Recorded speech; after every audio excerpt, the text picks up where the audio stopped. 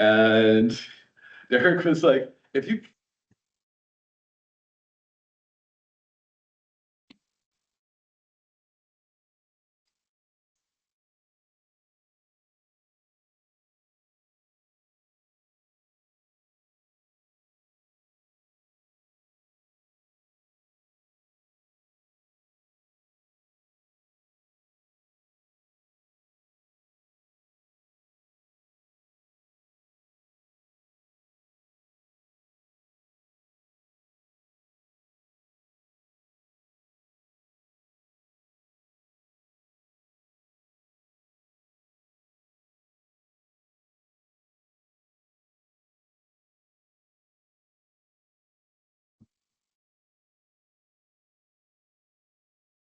Come in. I would assume all of her hours are gonna be assigned to that.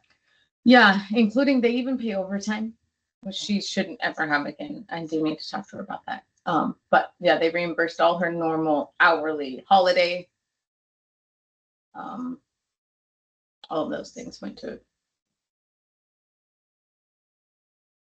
Well, you okay with state holiday? I think that that's fine. I Hi, think Briar. Good morning. Prior. How are you?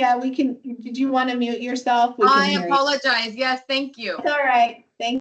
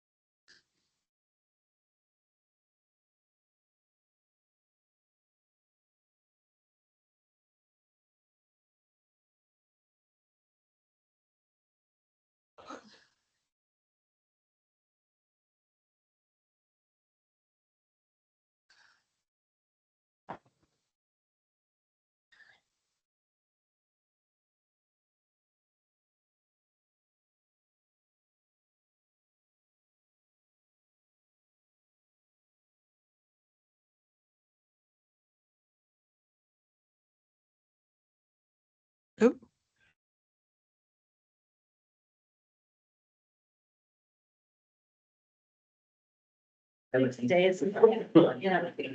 Global. Good morning, we'll be right, we'll go ahead and unmute again. We're ready to start at 9.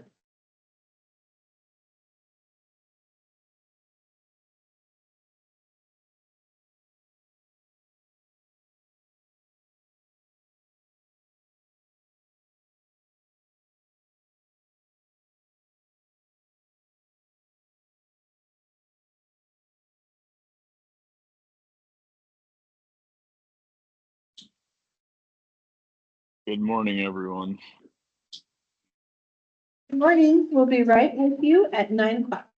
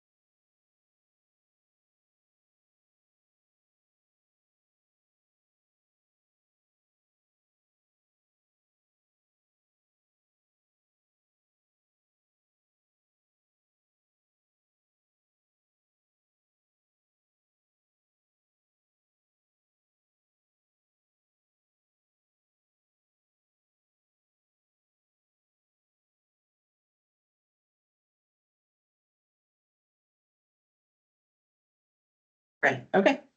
Good morning, everybody. Welcome to today's March 6th Tillamook County Housing Commission meeting. And just welcome to everybody. I think we're going to go ahead and start with the members in their room. So Kristen, you want to introduce yourself? I'm Kristen Katia. I am a member at large and I live in Rockaway. Dave Bennett, South County Representative. Mark Kessler, North County Representative. Carrie Fleischer, a member at large. Michelle Yank, large employer representative with Veterans Health. Sarah Dental and real estate community representative. Heidi Holzcraft, South County builder contractor. Gail Uzel, at-large member, South County. Sarah Absher, community development director.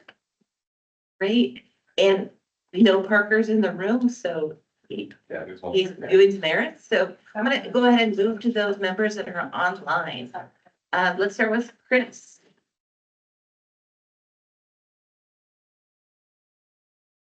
Chris Wilkes, Tillamook County Contractor, Housing Commission, Development Committee.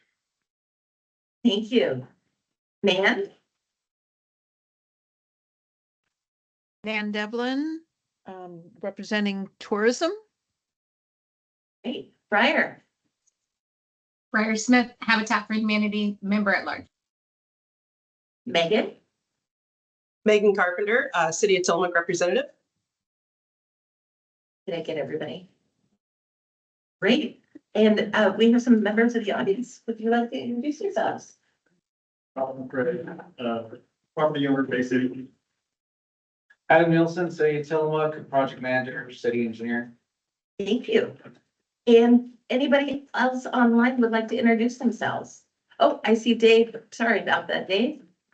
Oh, Dave Madison, I just got here. Sorry about that. Thanks.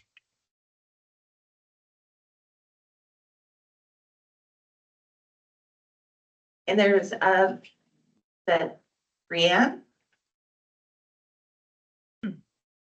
Brianne Prince, community member. Also, I'm the director over at Helping Hands, so. Great, just thank here. you. And looks like, Good morning. This is Jeff Wong with CS Fishery.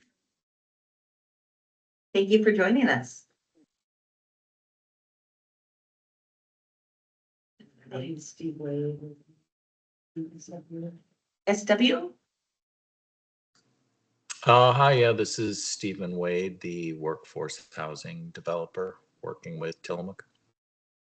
Great, thank you. All right, I think we're gonna move on to our mission minute. Okay, so brief time for people to call out interesting things happening in the county. Anyone got anything? Well, I can just say that I've been working with communities, doing a lot of outreach with the middle housing codes, updates for unincorporated communities, and just getting some really good positive feedback, and had my first meeting with NETARs last night, and super progressive thoughts and being very open to these code amendments, and it's been great. So I'm really excited about the work we're doing and working with the cities and on track to keep getting it done by the end of June. I'll follow that with a mission minute to give a shout out to Sarah and all the work that she's done to organize and distill the ramifications of Senate Bill 406 for the community advisory committees. She presented to NETARs, and I was there in attendance as a NETARian and also wearing my housing commission hat. But I learned a lot as a commissioner listening to that. So I think I made a note to myself that we should probably get that presentation here in this forum as well. But it's really good for the communities and particularly the people that are civically engaged in the unincorporated areas of the county to have the level of information that Sarah brings to these groups, and then have that extra coordination of the subcommittees to provide input about what they want to see in their community to both help resolve the housing crisis, but also maintain the feel and community livability of these areas, because they're all very different. And I think the process is extremely well organized, and I know it takes a lot of work to do that. And I think Sarah deserves a lot of credit for the amount of time that she spends working on all of that behind the scenes and on the weekends. Thank you. Yeah. Happy to do it. That's been great. And I had an ad, I just remembered that I had been worried that the affordable housing unit in Manzanita Pine / Surf or Spruce, that they are okay funding wise, so the federal freezes haven't so far impacted them, and I understand they're going to march ahead with their 60 unit project. I'd say I've been very encouraged by the state's approach to housing, the legislature so far. And I'm seeing a lot of like bipartisan support for housing continue, and that's very encouraging to see. Great. Is there any member of the public that would like to make a comment?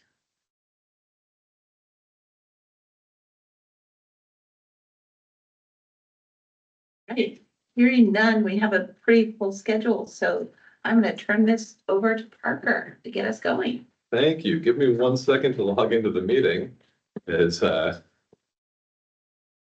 got so excited.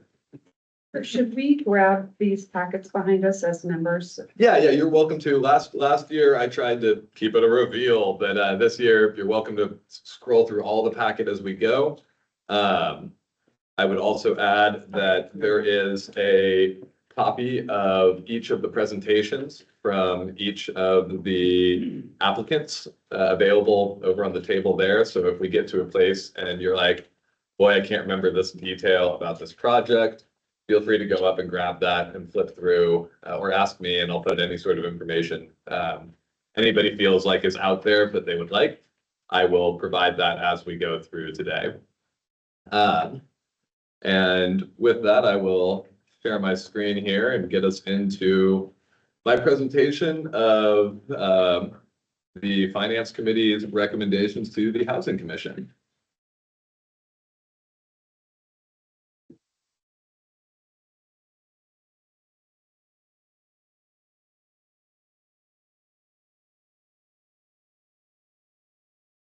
All right. Well, we've had 8 wonderful applications for this year's Housing Production Solutions Fund. I'm very grateful for all of the project applicants and the work they put into their applications. This is not stuff that you can do like in one night and cram it out. Like this is thoughtful things. And big thanks to the housing or the finance committee for scrolling through all of the details with me and looking for ways to fit everything into our evaluation process. Before we get going, I will just remind you guys that the tools we use to evaluate projects are tools, and they are not set in stone benchmarks.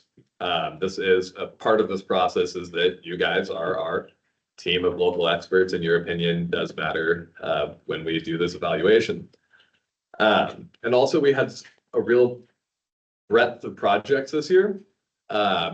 And as our fund becomes more well-known and as more innovative approaches to housing in Tillamook are attempted, we keep finding that it's hard to compare these projects apples to apples because of some of them being for home ownership, some of them being for rental, some of them being for very low income, and some of them being for workforce housing. And that is a huge scale, but it does speak to our holistic approach to the housing crisis here. So with that said, I'm going to go through and begin by just talking and reminding everybody about each project. The first project we heard was the Alder Creek Commons. This is a project who had a 30 to 60 AMI range, 6 studios, 16 one-bedrooms, 2 two-bedrooms. And this is a renovated senior care center that will be apartments for 55 and up in Nehalem there. And again, this is one of those very interesting projects. We had never thought about what does it mean if something is 55 and up? Does that change how we look at it? That is a high need in our community.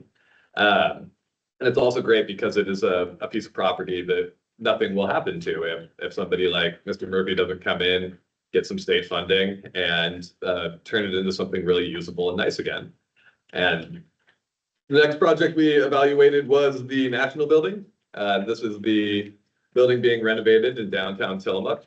Harry Phillips is the lead on this one. It'll be 8 one-bedrooms is their goal on the second story there. AMI range is 80 to 100%. And again, these are some renovated apartments in downtown Tillamook. It's that infill, it's that using unused space, and it's that kind of urban revitalization that is some of the highlights of this project. Next up is Tillamook Bay Commons. This is a large footprint apartment building in Tillamook. AMI range is 80 to 100%, and the units are 36.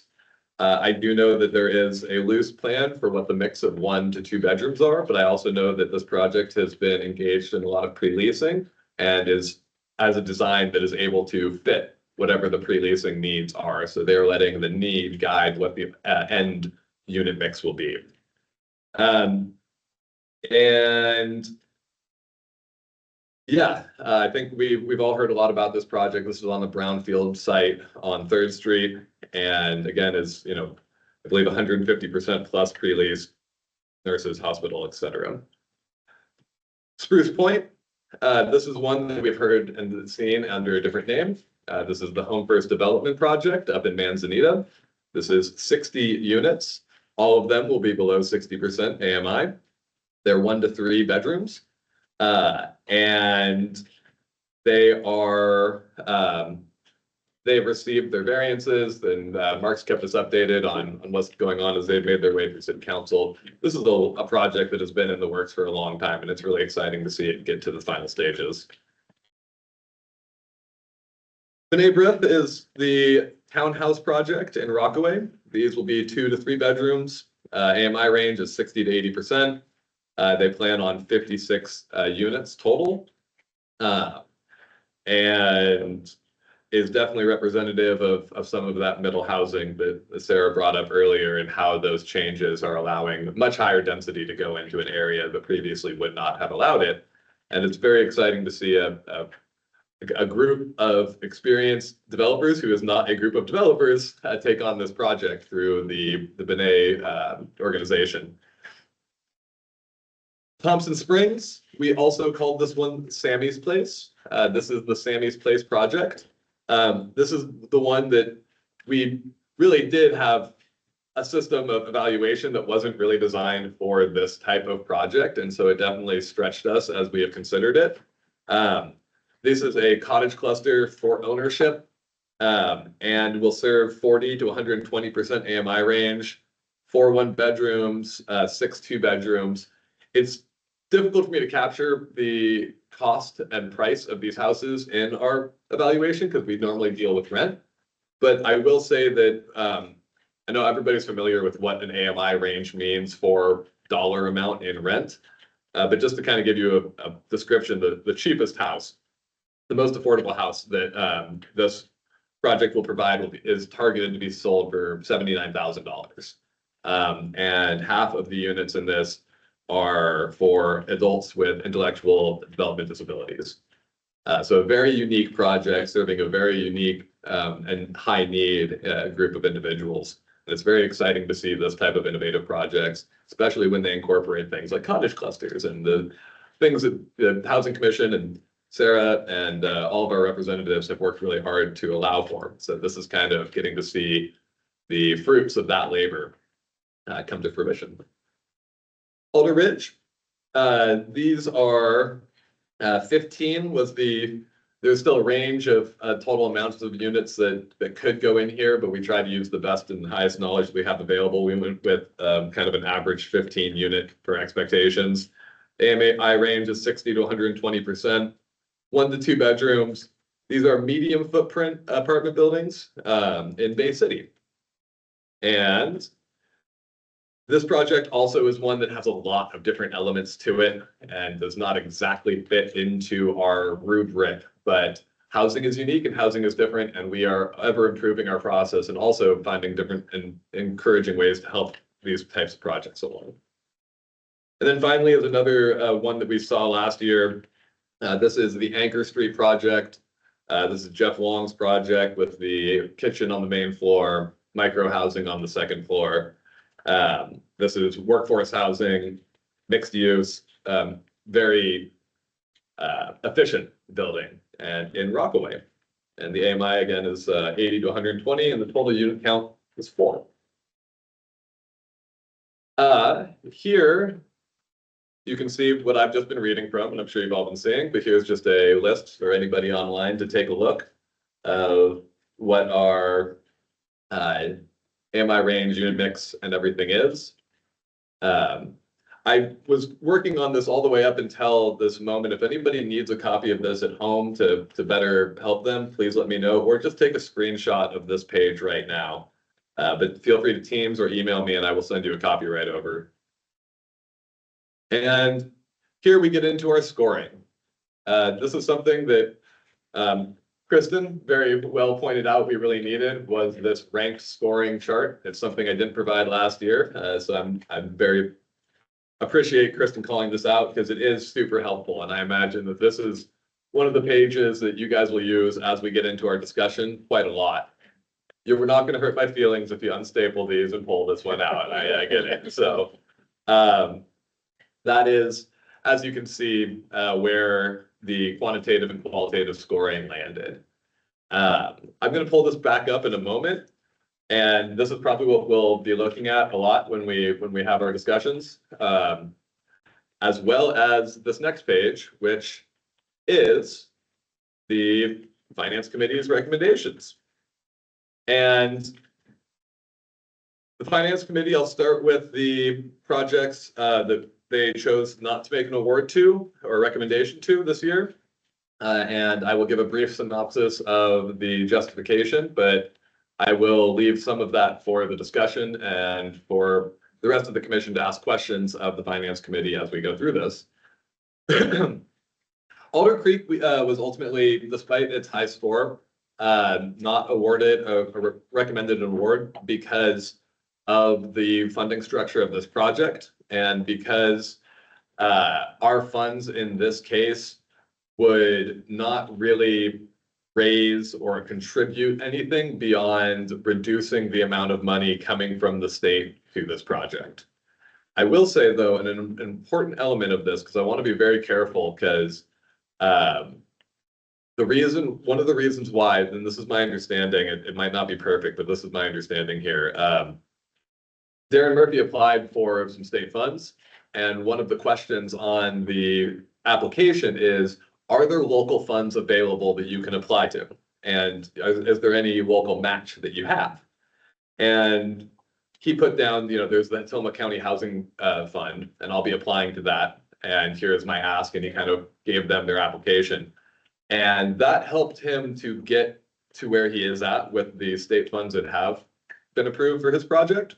But at this point, it doesn't matter if that ask actually, our money actually comes through. His application has been successful, and part of it is because our fund exists. And because we've given him, funds in the past, that is all things that strengthened his application. So while we didn't award any this year, our fund still has, in a way, helped this project and helped catalyze the ability to get it. But I would add a note of, if we rely on that as a mechanism too long, it will dilute the value of our fund in terms of its ability to catalyze without actually providing funding. So that is the considerations that were made on that one, and the important bits, I feel. The other project that the Finance Committee did not recommend a award to is the B'nai B'rith project. And that is mostly because they are very early on. They are kind of between initiation and pre-development, and kind of hard to say exactly where. But that's a project that also could really benefit from some technical assistance from myself, and helping them fill out other elements of their funding stack. And at the schedule of construction, I expect to see them here for our next round. So not only technical assistance, but an invitation to reapply to our fund in the next round is where we landed on that. Next, I'll cover the projects that the Finance Committee recommended a contingency to, and I will explain what those contingencies are and the awards. And Finance Committee folk, please jump in anytime if you have thoughts or if you feel like I'm missing anything. So the National Building, this is a great project. Dave rightly pointed out that the cost per unit on this is very attractive. And again, it's some of that infill space that we see as being needed. It's in a good spot. In terms of their quantitative and qualitative scores, they were very high for the qualitative, a little bit lower on the quantitative, but they are in a different kind of space than we normally consider. There is no ability for them to provide green space. They are confined to the footprint of the building in this case. But yes, probably I switched that. Quant was a little lower because of costs, and qualitative was high, as for your guys' thoughts. The contingency in this case is because this is a mixed use project and there's commercial and housing elements to it. The Finance Committee would like to add the contingency that the $80,000 that they are recommending be spent only on housing related costs. So not to be spent on the first floor, but to be spent upstairs. And something that's important for you guys to remember as well is when we do these contingencies and when we make these awards, there is a period of negotiation where we will talk with the developer and we will flush out some of these contingencies or elements of the award itself. The next award that has a contingency is for the Tillamook Bay Commons. This award was split into two $40,000 installments for a total of $80,000. And the first is for $40,000 is for their current operations and setting up a workforce housing nonprofit and to support that. And the second 40 is for helping with pre-development costs once the land contract has closed and earnest money has been deposited into escrow for the land is where that will trigger the second 40K is where the Finance Committee landed. Did I get that right, Dave? Mm-hmm. Thank you. Spruce Point. This is again project that has really serves a lot of our high needs in the affordable and the very low income, and is in an area that has not ever seen affordable housing before. And in addition to that, they are a very established developer who had very high qualitative scores on this one. There's a lot of intentional design and whatnot that went into that project, and the quantitative scores are quite solid. Going on to Thompson Springs. Here is a project where, again, there was a lot of love and support and very good scores, but their financials and the where elsewhere where they are finding funding has kind of reduced their need for our funding, but is still a project that is so in alignment with the mission of the Housing Commission it is hard to look away from, and also a project that we really do want to support. One of the real determining factors in the Finance Committee on this one was considering that how our funds would be used. And in this case, our funds would be used really to just lower that purchase price. And so how this project is managing their finances is they're going to be building and building and building as effectively and as cheaply as they can so that they can get to that lowest price point possible. And so any amount of funding they get from this point going forward basically goes into making sure that these units are at the affordable level that they've promised, or even more affordable. So that is where our funds go in that project. And we like that it was a home ownership model that we never had before. Yeah, very important for us to participate in the first one of those that has presented a project that fits into our rubric while also being home ownership. Alder Ridge, this is a project that is Ralph and Lisa McCrae, and in Bay City, because of this is the project that the Finance Committee really looked at, what the big return could be, because this project has so many different paths that they could follow, but all of them lead to a huge community benefit. And Finance Committee felt that was a real important factor in their project and in their recommendation to help support it, especially at this stage, to help along to get them to a place where one of these paths can be identified and the project can kind of grow some legs and move to the next part of it. Also, something that was considered here was just how long the McCraes have been working at this project with the Housing Commission. I think they've been showing up off and on 5 years or so since the beginning, I believe.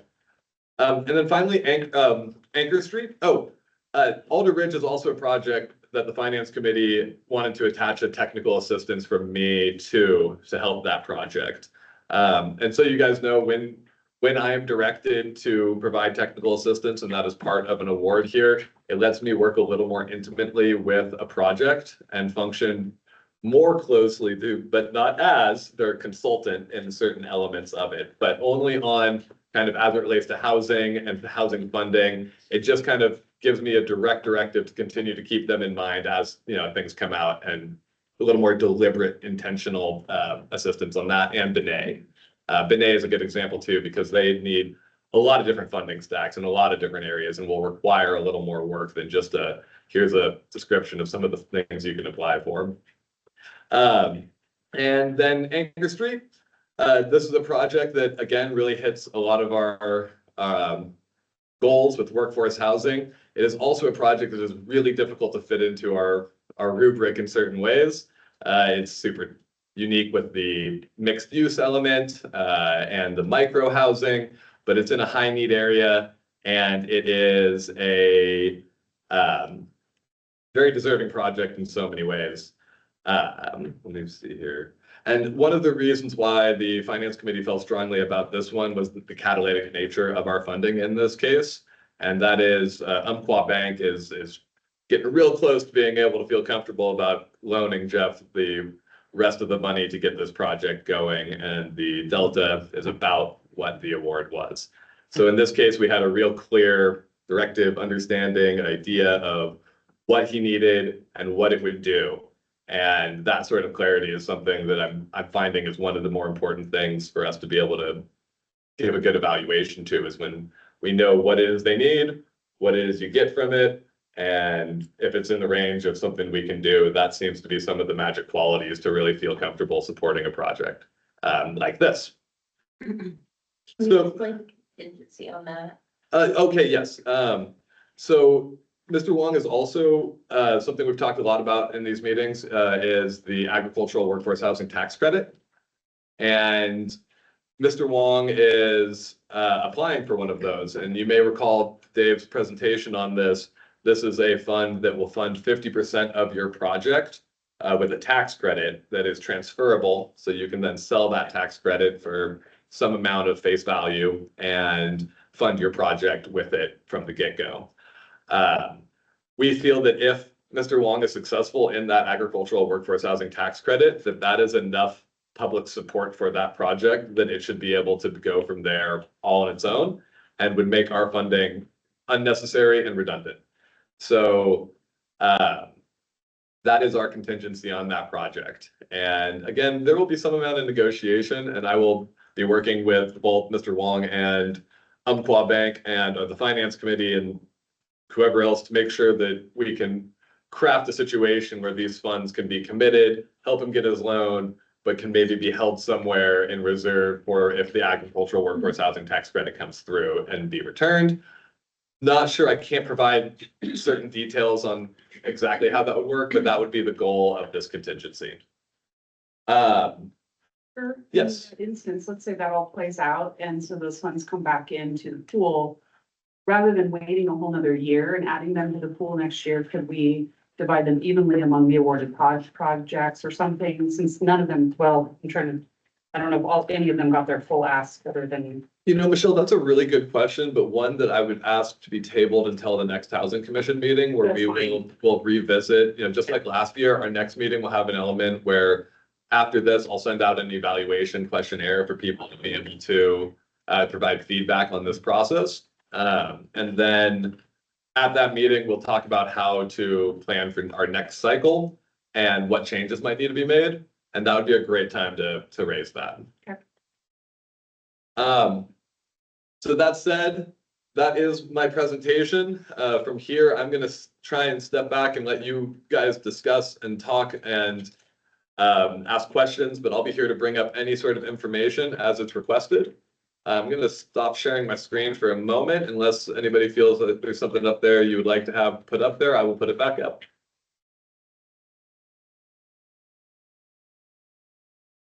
I actually have a few questions. Also on Anchor Street, since it's a mixed use, was there any consideration about making sure that the money received is going towards the housing component?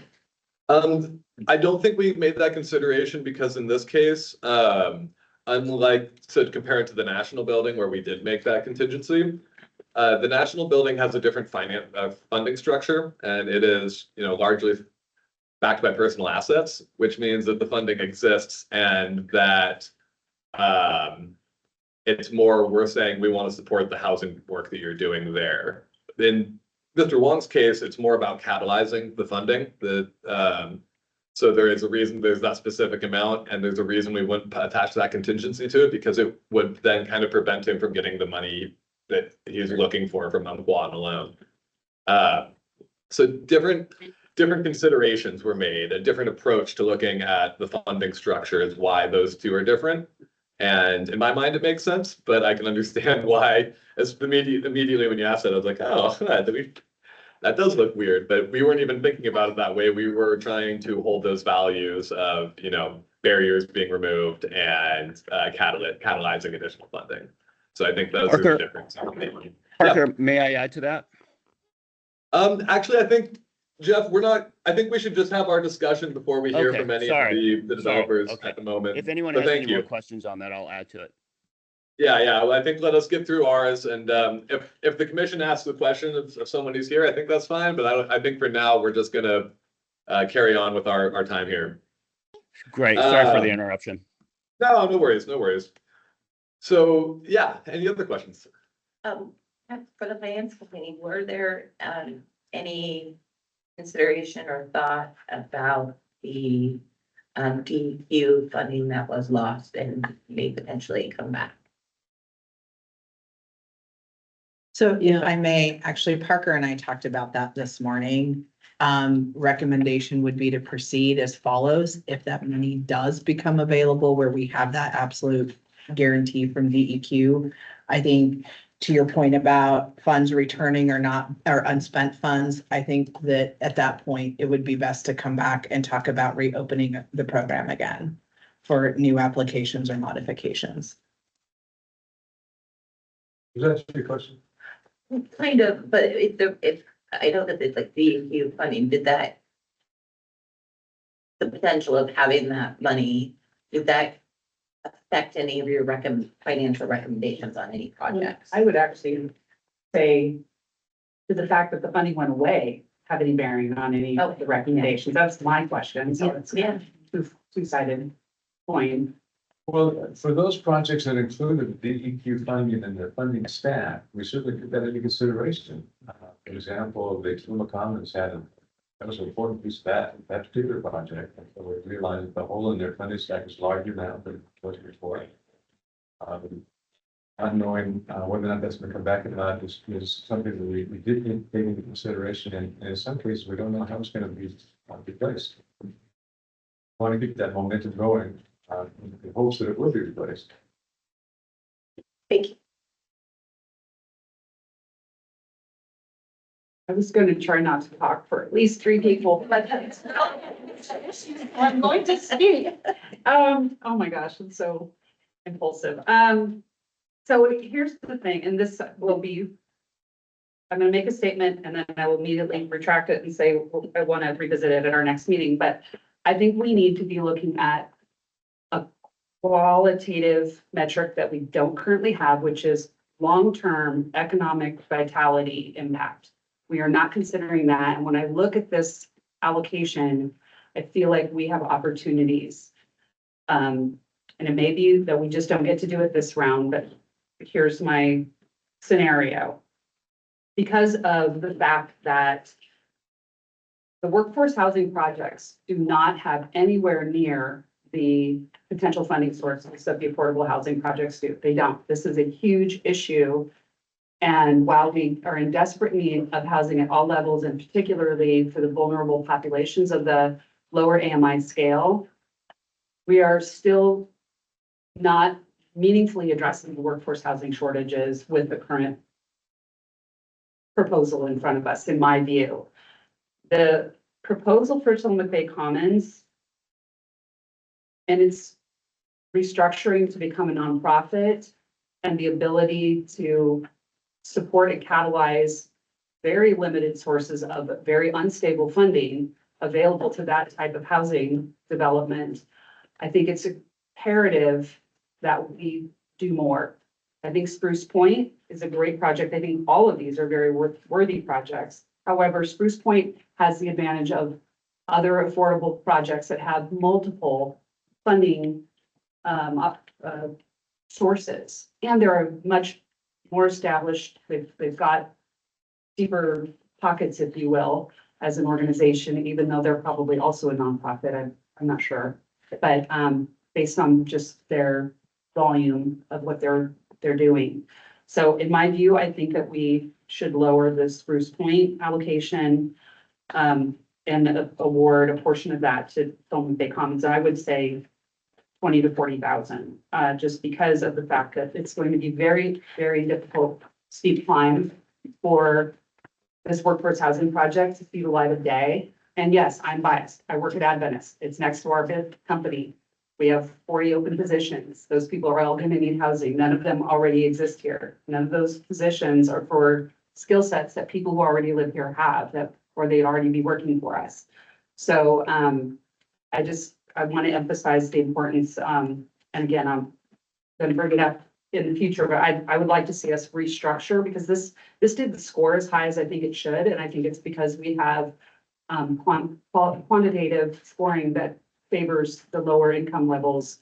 And I think that's skewed because there's not enough funding mechanisms to support the higher AMIs development. So it's leaving me questioning our process, but it is what it is for now. The other thing I wanted to just point out is from the long-term economic development impact. The top three in my mind are Tillamook Bay Commons, the National Building Project, and Thompson Springs, because they have other ramifications for social and economic considerations that we really need to be including in this. And I think that the Tillamook, the Thompson Springs is also noteworthy because of it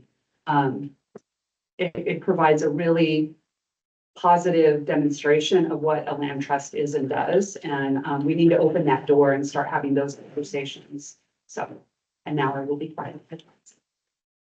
So Michelle, when you talk about economic impact, you're thinking primarily about workforce housing and the impact that has.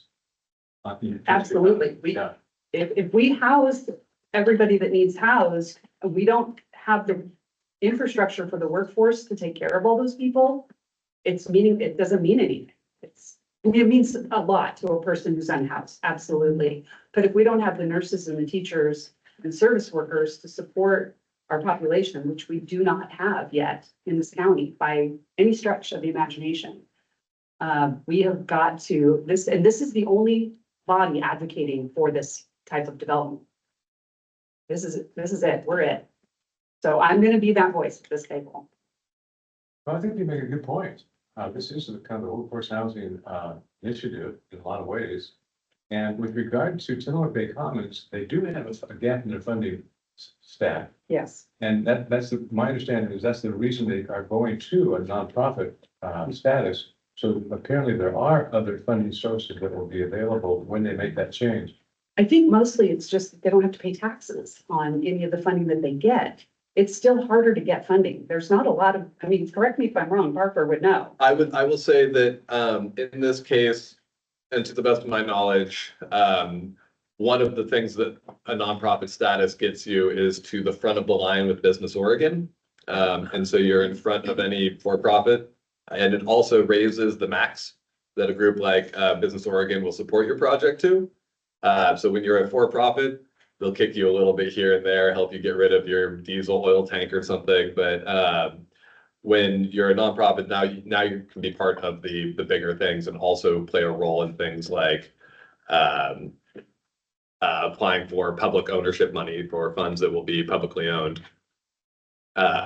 So that is a part of it, is that it allows them to engage with other groups who might not be able to give funding directly to their project, but can support in other ways, such as providing funding for the publicly owned elements of the project.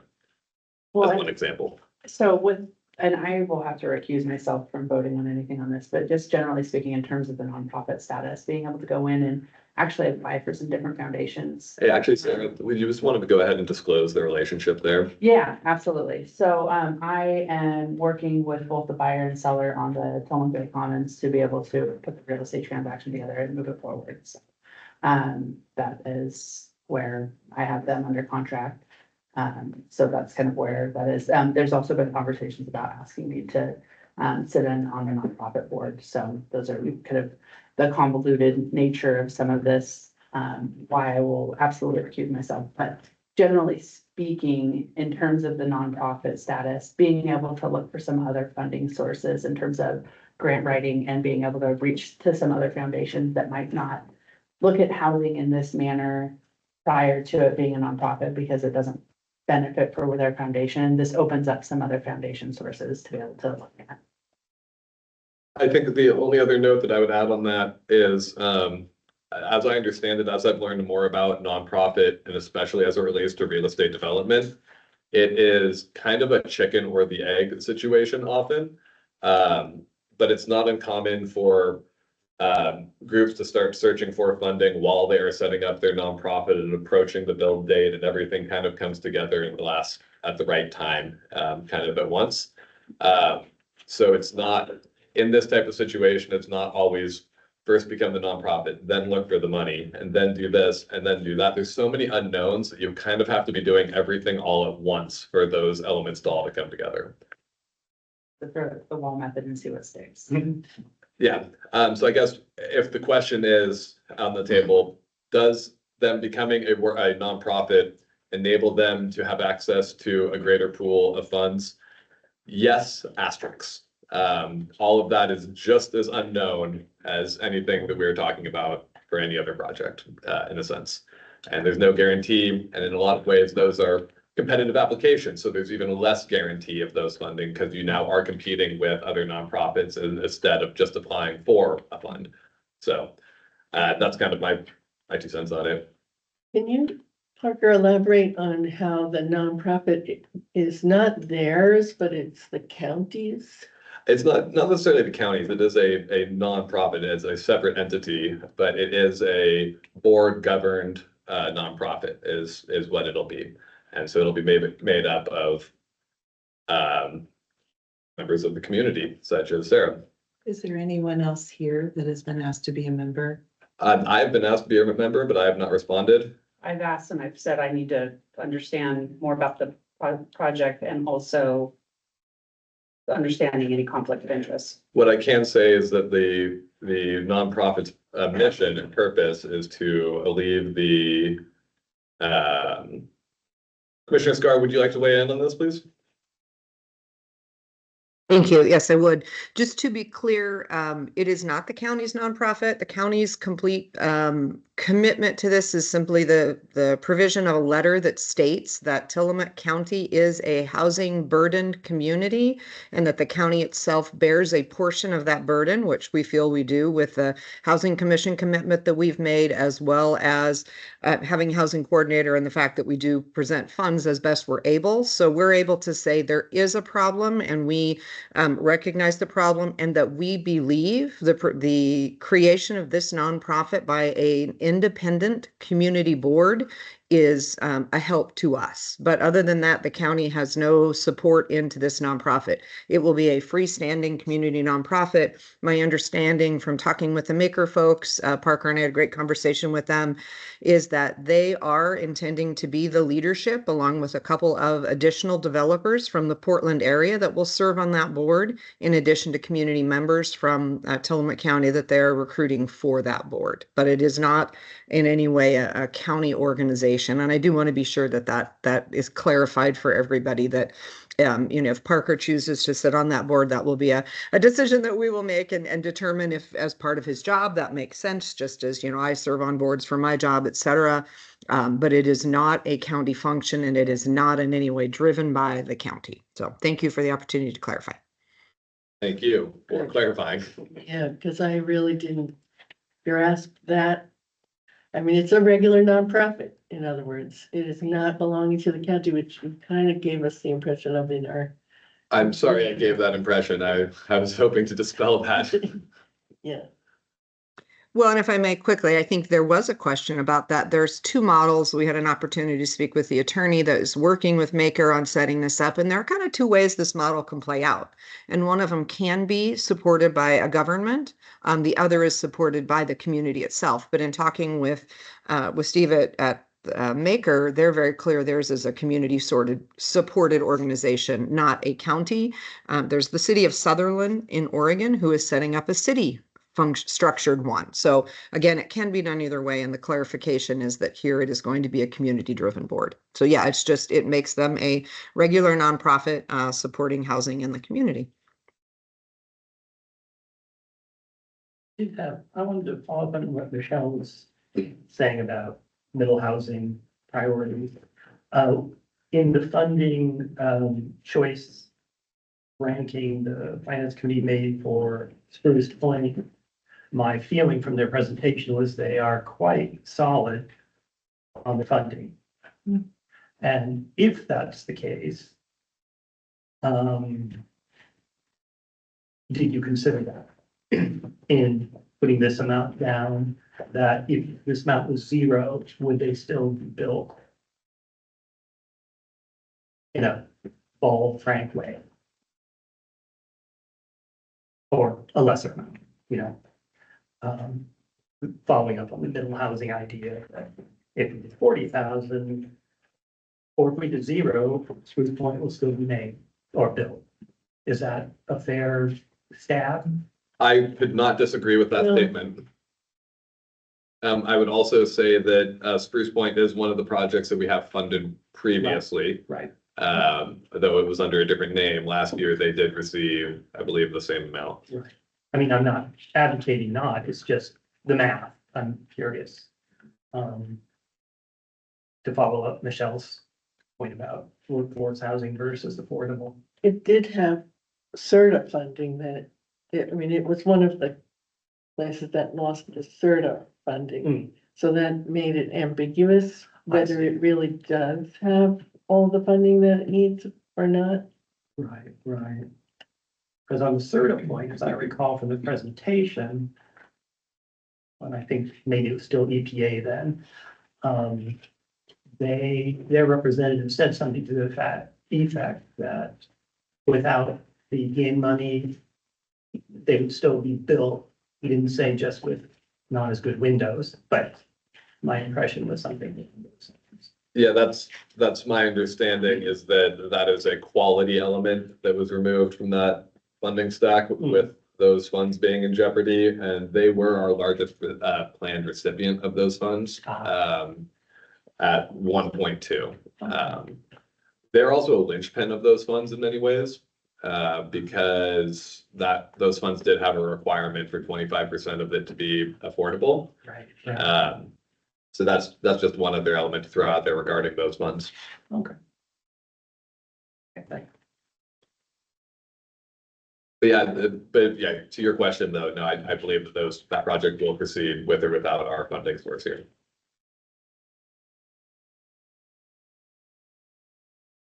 Parker, did we feel that, from a capitalist perspective, that that was a more effective at Spruce Point than?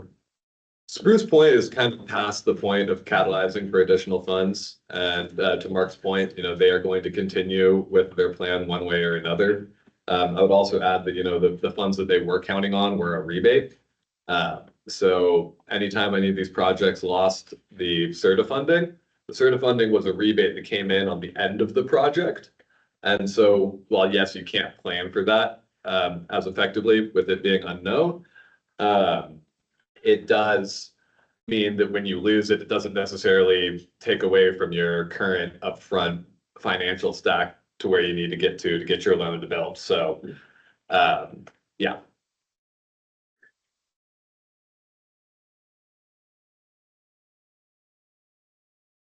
Well, Michelle's made a proposal here with regard to some reallocation, some of the monies, and I think that certainly deserves some consideration. This is a tough business to be in the sense that, as Parker said, there's so many variables that are working at the same time. There's so many contingencies that exist on each of these projects. Tillamook Bay Commons is a good example of that. So, for example, one contingency is whether or not they'll be approved as a nonprofit. Particularly with the IRS cutbacks that we're looking at, it could be months, if not years, before they actually get an authorization as a 501c3. Once it's established, how's it going to run? Who's going to be in charge in case there's an overrun on costs? Who's going to manage this project 10, 15 years from now, for example? What if there's a vacancies? Who's going to take care of that? Who's going to manage it? What will the salaries be? So in my mind, there's just a lot of open questions about a nonprofit and how well that will work in the long run. I'm sure there's answers to those questions, but that is one contingency. Whether or not they will actually be granted a nonprofit status. Another contingency is with regard to the land itself. If there is a long wait in terms of getting the 501c3 authorized, how long will that land be available with an earnest money with an option to purchase? Another contingency is that the $400,000 they asked for in Tillamook Bay College is basically for engineering, architectural, and landscaping kind of planning.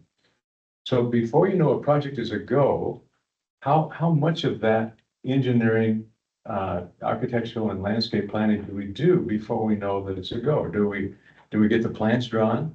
Do we get the engineering done? And in hopes that these other contingencies will fall into place, not to mention the majority of the funding stack. That's not in place either. So do we fund all that and make it a turnkey operation in terms of your pre-development planning, or do we wait until the other pieces are in place?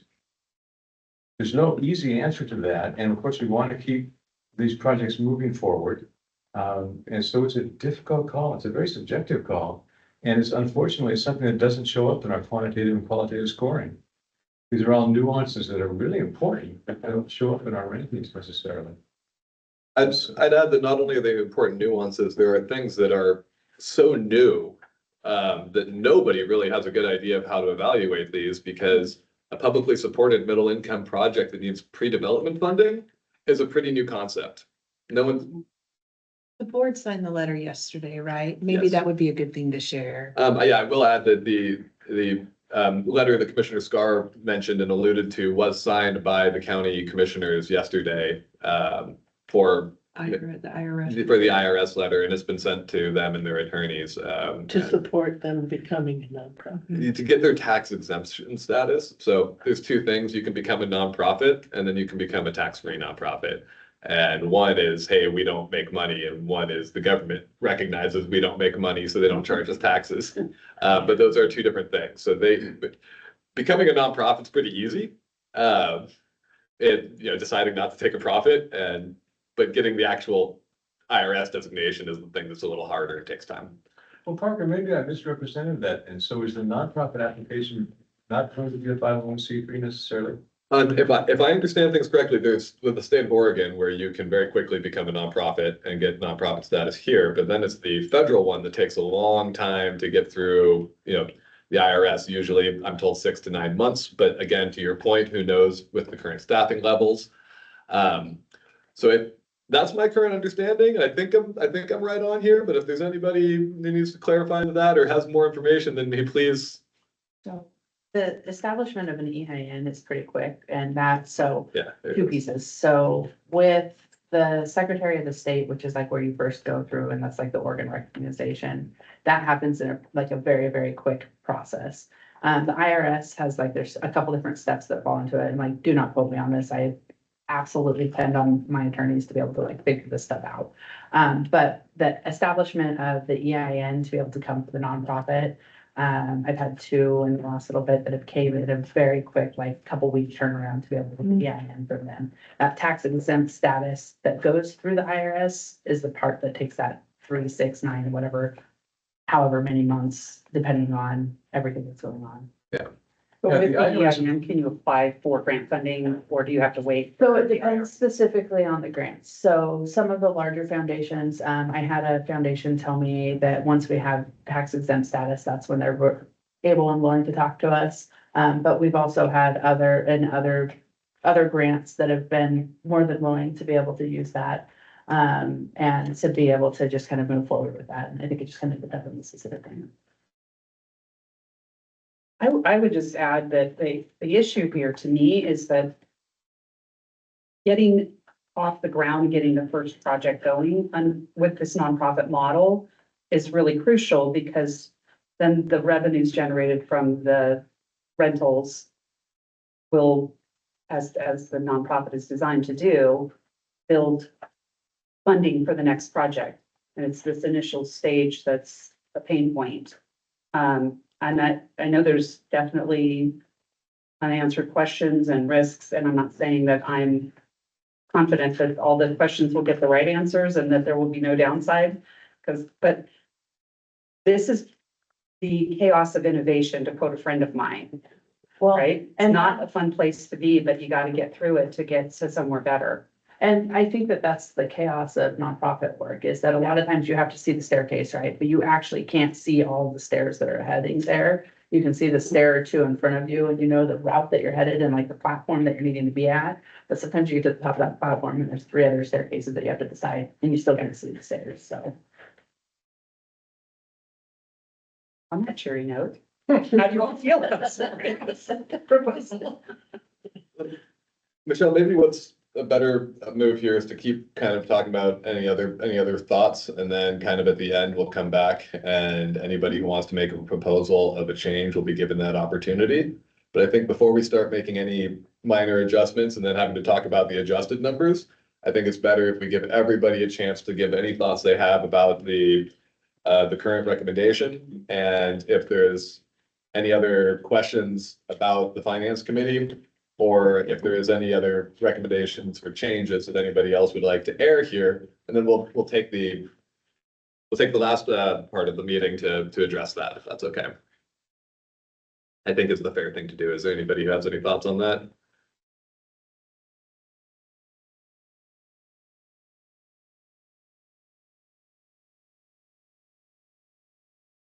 I think generally speaking, with all of these, and this comes back to the conversation that we've been having, is that our ranking system doesn't necessarily give us the ability to look at long-term impact. Exactly. And things that can be not having to recreate the wheel every single time somebody goes to do something, right? And so that's kind of the innovative piece that,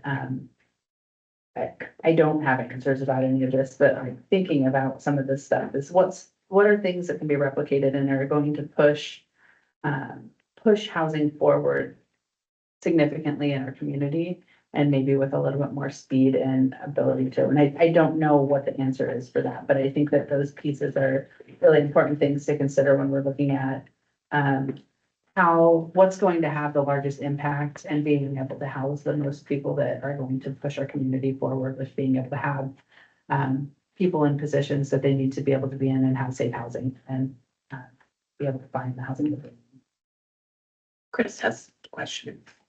Chris, I don't have a question, but I just wanted to make a comment that I'll still sound like a broken record. The biggest part of what's going to help us get a housing crisis under control is we have to get our sewer situation taken care of, which will allow for more density to be put in. And until there's a plan for that to happen, we're still going to be spinning our wheels. I think I agree with you, Chris, but I would just also qualify that statement with, the county is bigger than the Tillamook sewer system, and we are looking countywide at this commission. And I think pertinent to today's discussion, none of these projects are contingent upon that. We would have more projects to entertain in the future should that issue be resolved. So I mean, it's a valid point, and hopefully we'll get the funding so that we can get some developments in places where that's impacted. But these don't relate to that challenge, the current applicants. I'd agree, but I would also say that we do have two projects that are infill in the realm of that sewer system problem. And that if we begin to go down this path of looking at impacts of extraneous circumstances and items, that's something that you would then want to consider, because there are only two projects that address the housing need within the sewer issue area. And if that is, one of our biggest goals, then that would kind of change our math here. So before we go down that path, I just want you to consider that and the ramifications of making that a value or a priority. Which projects, National? National and Tillamook Bay are the two that would be, yeah. And, so potentially there might be an infill project that has some sewer issues that we might piecemeal be able to give our money as part of that project, assuming it would be like a half block. Could you rephrase your question? Basically, you're not saying that the housing commission would address to some extent Tillamook's sewer issue. I'm just saying that if we want to start making the Tillamook sewer issue a consideration for our housing fund, right, we're a little late on this round. And sure. And if we do go down that route, that there is a lot of different things that we would then need to consider and bake into our evaluation process. Gotcha. Megan. I just want you guys to consider that none of the projects in Tillamook have anything to do with our current sewer issues. So yes, just making that known. But let me clarify, there is just two projects that could be built without any resolution there today. Yeah. But that's something I think to bear in mind, because we can't build so many things in Tillamook. Here are two places that are currently putting forward some housing. And I will say that one of the follow-up questions that the finance committee had was a request for verifying that utilities were available for Benet. So in that sense, we have made that consideration already. In a different city. Yes. But again, if breaking it down to what we're talking about here, we're saying, if infrastructure is a barrier to housing, does that elevate the need or worthiness of a project if it is able to circumvent that infrastructure challenge in some way? And we're getting really granular on that. So before we dive too much deeper, I just want to look around and be like, hey, is this the level of detail you guys want to dive into right now on these very big issues? Because we got 57 minutes left, so. Parker, I don't know if it would help, but just some information that I can share from my office. The National Building, they have active permits. They've been actively working. We've had some construction meetings. They are very engaged in their process. In Thompson Springs, we actually just got all the land use applications to do that work. It'll go before the Tillamook County Planning Commission. I'm reviewing those applications for completeness now. So they're moving ahead. Mr. Wong got his variance, right? As did Spruce Point. As did Spruce Point. So the exciting thing is that a lot of the projects you're looking at on the table as well are actively engaged and moving forward with that demonstration of commitment to get those land use approvals and permitting approvals. Megan, could you please speak to Tillamook Bay's pre-application if we're going to be providing all of that information? Thank you. I just had my hand raised because Sarah, thank you for saying that. National Bank Building for Tillamook has already been approved. So just to put that out there, it's pretty much done for the zoning. It's been approved. As far as the Tillamook Bay housing, that went through its pre-app. I didn't see any huge hiccups there, except for a sewer line that they have to put in, but it doesn't have anything to do with our sewer problems. It's on the good side of town, on the west side. So it doesn't have anything to do with that, but that's the only hiccup. And I think we've got that covered. So really, it looks like a good project. Now, I do want to say I have to recuse myself from voting on both of those projects since those are under my review. So I'll just leave that there. We had maybe a comment from the expert in the room here. Hello, everyone. My name is Adam Nielsen. I just thought I'd also mention that I'm going to be talking with an EPA representative today, as well as working with our Public Works Department to video our sewer system and find out where the majority of the problem spots are. Don't want to be beating up on you. We know you guys are working really hard. We are working on the sewer problem. And we are here to help in any way we are able. So please ask when we can. Exciting TV. There's some dirty videos, I'll tell you. Sewer's gone wild. I guess an urban colonel. I'm just gonna go ahead and bring it back to. You're on a roll. You're on a roll. Thank you for those comments, Kristen. Well, I guess for myself, after hearing about all of the commitments, I mean, that's 5 of the projects that are being asked, or the finance committee is awarding funding to out of the 6 that they want to fund. Are already making strong gains to come to fruition. Yeah. So I'm encouraged by that.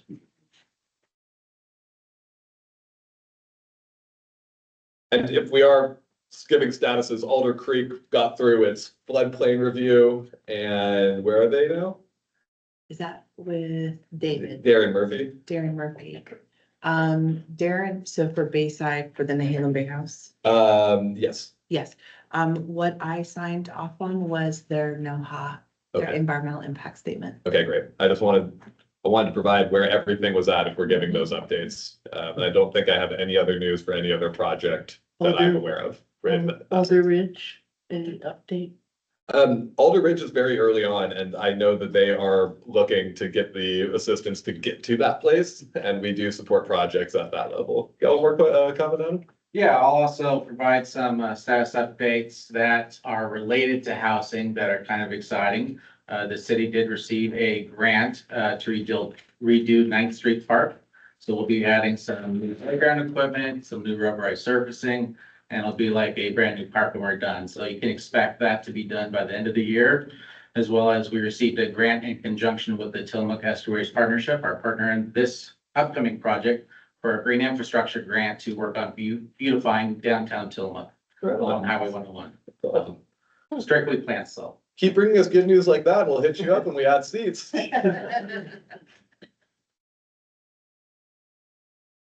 Well, I just want to not argue, I understand why we didn't, aren't suggesting any award to Alder Creek, but I did want to just go on the record and say that, I'm a very, very big supporter of this because our aging population, our 55 plus is a very large portion of this community, and there are a big need. And then also just the fact that it's a existing building that's being renovated, we need to make, I want to make sure that we do support that, like creating new stuff is so needed and we're gonna have to do that in order to serve, fill that gap. But we also have a lot of existing buildings that can be renovated and brought up to support the need that we have. So just wanted to go on the record and say that, especially since it's the lowest AMI range on this.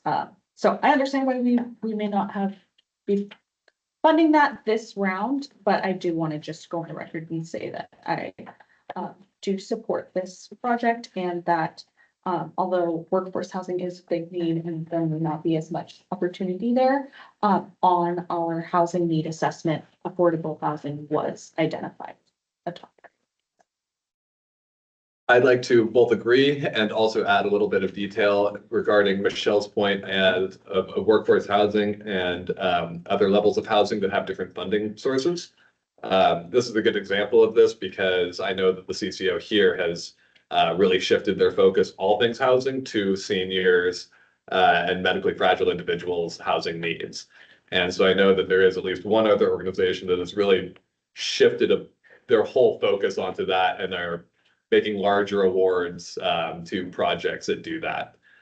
So there again is just to so you guys know where the funding gaps are and what is being supported by our other organizations in our community. I know the CCO has really supported that project. Yeah, there were actually 2 funding sources from the healthcare sector that for that project specifically, several hundreds of thousands of dollars, which is, I agree with everything Marlisa said. And I'll go back to my statement that there's a lot more funding sources out there for the low AMI. Right. And there are virtually none for the 80 to 120 AMI.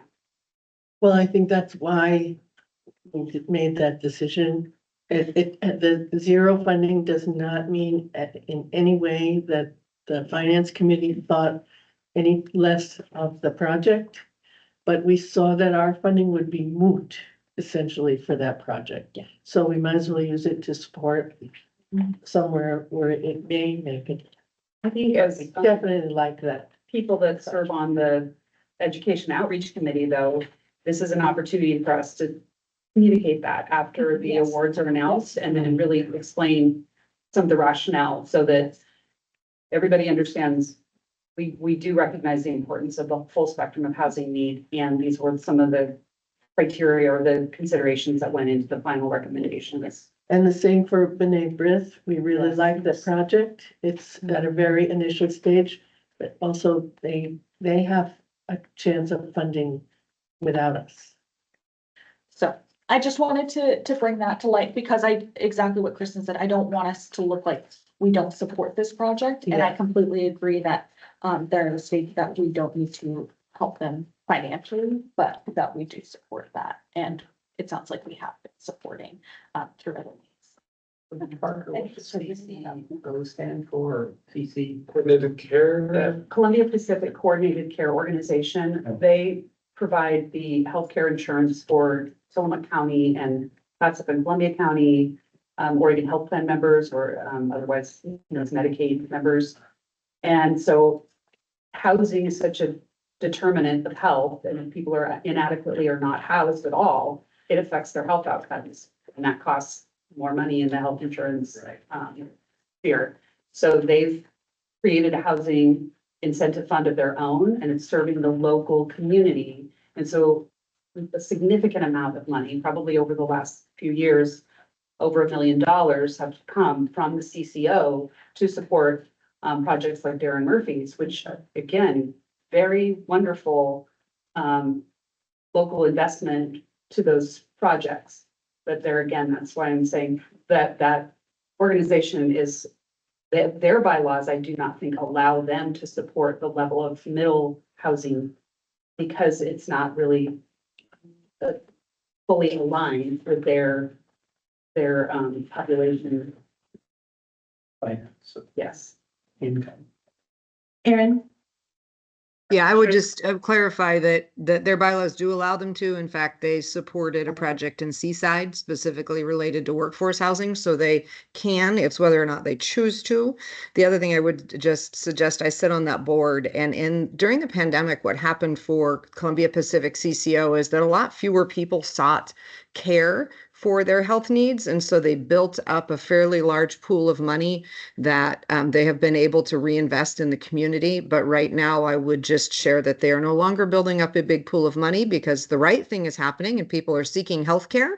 But it means that Columbia Pacific CCO is gathering revenue more slowly. So for where we are today, I would just encourage us as we think about future, not to rely on that source to always be there for us. But this year, absolutely, it's there, and they do still have, a pool of money to draw from. But just as we look into the future, as we're having these great conversations, which I love the conversations about what other funding is available, how do we, fit into the network of funding that exists so that we are not duplicating. I think that's a great conversation. And for right now, CCO has that money, but I wouldn't count on it forever into the future. Thanks.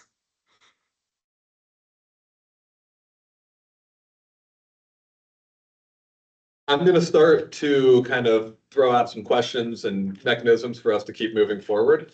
There are so many awesome conversations we could have about so many different avenues and details about these projects and our fund and other funding sources. But for now, I'm going to try and be a little more intentional about getting us there. So I think I will throw out. Let's start with Alder Creek and Benet. These are the projects that we ultimately did not award anything to, and I know that Marlisa just spoke to the worthiness of Alder Creek. Is there anybody who would like to make an argument for either of those receiving funding against the recommendations of the finance committees that are on the table? It's an acceptable thing to do. It's okay, and I encourage everybody to speak their truth here. But I do want to make sure everybody gets a chance to comment on that. And if we get to a place where there's no other comments, then we'll remove them from consideration and move forward with the rest of them. No, but I think going off of the, if we just make a point to have some kind of public statement as to like what that looks like and the other sources that were available, I think that is sufficient. Talking about how we're still. Right, like how they're still support them. Yeah. The funding. That sounds good. A statement is what I'm putting on the contingency area. Because I Press think, release or, yeah, some of this public awareness is a really important thing too, so. well, in the same way we provide technical assistance on funding, we can provide technical assistance on marketing to this one. And I invite Mr. Murphy to the Education Outreach Committee for maybe a special meeting, just to kind of plan on how to celebrate this particular project, because the more people that are aware of it, the more good it'll do. Right. So I'm going to put for our recommendation here is a special meeting of the Education Outreach Committee dedicated to celebrating and getting the word out about this project. Wonderful. Any other points for Benet? The same thing. What- I think each of these projects deserves a highlight, a public highlight. And another thing that I think would be good to keep reiterating in public, both for the public and for applicants, is that you can apply again. Yeah. And I think that's really important to Okay. keep that information out there. I will really hammer that home, especially with Benet. With Benet, they're at the perfect time for me to come in and actually make some real good help and contributions to their project, just like where they are timeline wise, especially with the legislature. As I watch the bills come out, I'll be able to connect them to the funds that get approved right away. It's a very good timing. So there's my technical assistance is really going to have an actual value. And so we'll see how much when they come back next year, hopefully. All right. Without that, or unless there's any other comments online or in the room about Benet and Alder Creek, we will move on. Okay, Michelle, I know has one kind of proposal for adjustment on the table. Does anybody else have a project they feel needs more or less that they would really like to advocate for at this time? Um, I think Spruce Point has come up a lot, so let's kind of go through that. Mark has indicated that they do have complete funding in place. That's a big group, that's a big machine. It will keep going. Some of the things I've heard. Is everybody comfortable with the level of support we're giving on this one? Well, it sounds like we could reduce it. Right. I would suggest maybe reducing it by 50% and taking that 40,000 and reapplying some of that funding to some of their projects. And still awarding them funding because they did receive money in the past to get their project proceeding, but still acknowledging, I mean, it basically we reduce it to 10% of their ask. Okay. Making a note here. Again, we'll put out all the proposals and then I'll try to synthesize everything I'm hearing and come back to you with one that you guys can kind of work through at the end here. But I do want to get to that portion of the meeting in the next like 10 minutes. So I just think we should. Sorry. This isn't about what I want. If it is, there'd be some things different. So we'd have breakfast and maybe margaritas or something. I don't know. Yeah. One thing that I'm just chewing on, when we put this together, I'm gonna tread lightly in how to say this. Federal funding looked differently than federal funding looks today. And are any of these, like, the value of $1 is a little bit different in terms of things that may have been tied to federal funding and going through this in some other spaces. Anything that was tied to federal funding that may no longer have access to those funds. Are there any of these allocations that will be able to receive funding from something else that already is in place to where the value of the dollar that's awarded to them, while the project is extremely important and is going to move things forward, that those funds can come from someplace else or are already in a stack for them, that the funds can be divvied up between places that might be having to reach and utilize federal funding that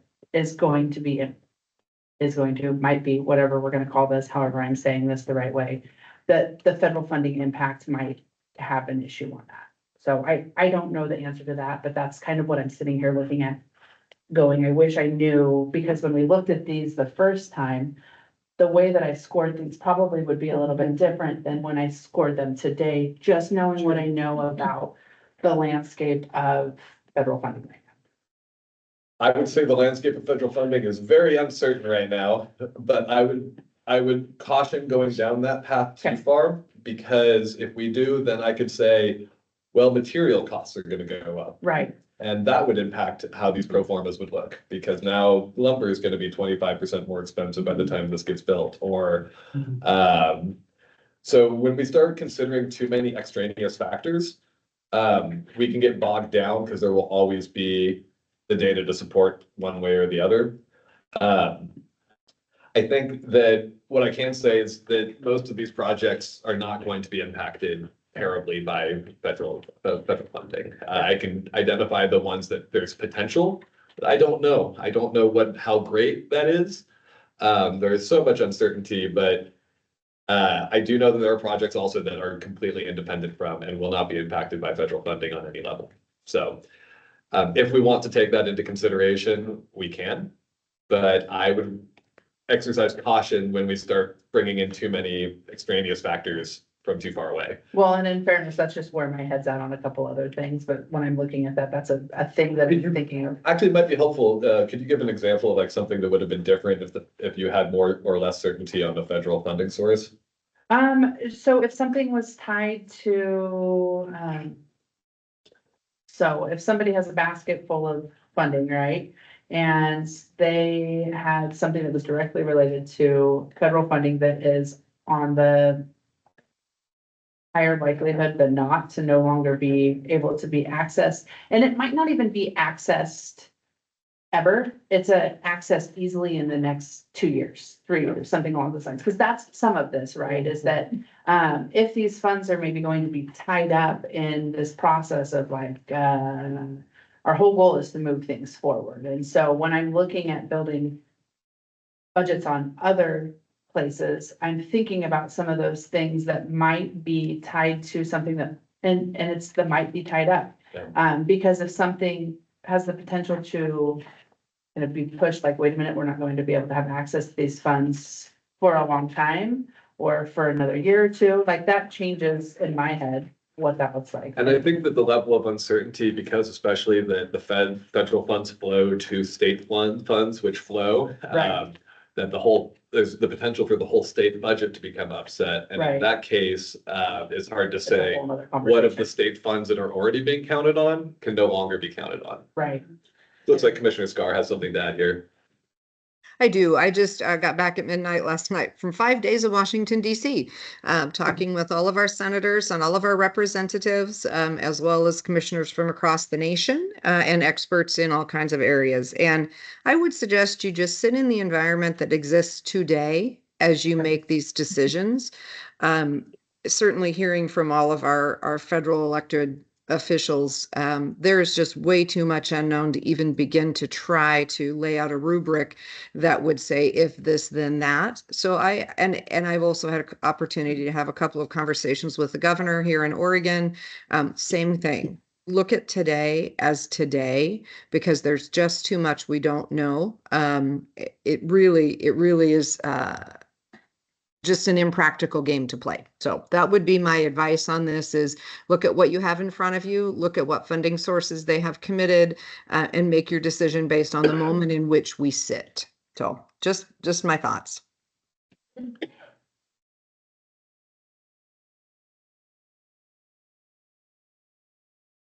Going to open the floor back up for anybody who wants to make an argument for, let's start with just reducing. Is there anybody who sees something on here that feels is too high and should be reduced? Because if we start going with the adding, we gotta take it from somewhere. So right now, what I've heard is the only proposal is a 50% reduction in Spruce Point. Is there any other project that anybody wants to make an argument for funding less?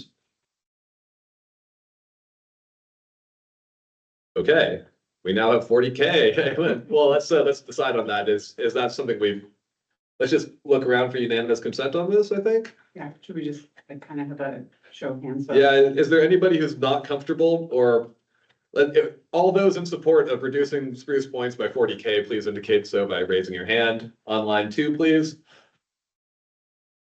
Megan, okay.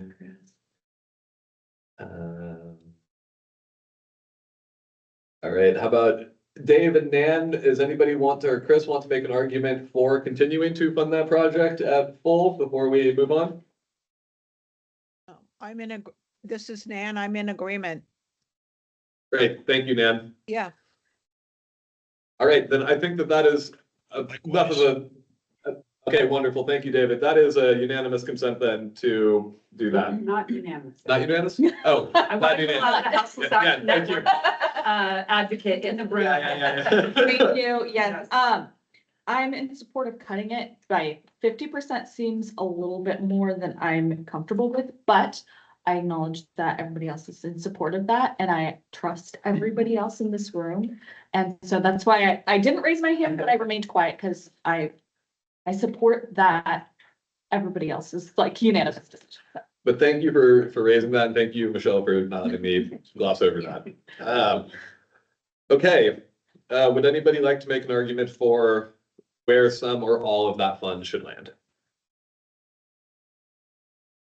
Well, to Michelle's point, I kind of like the idea of splitting that $40,000 amount between the National Building and Tillamook Bay Commons. Get those up to 100 each. I like that.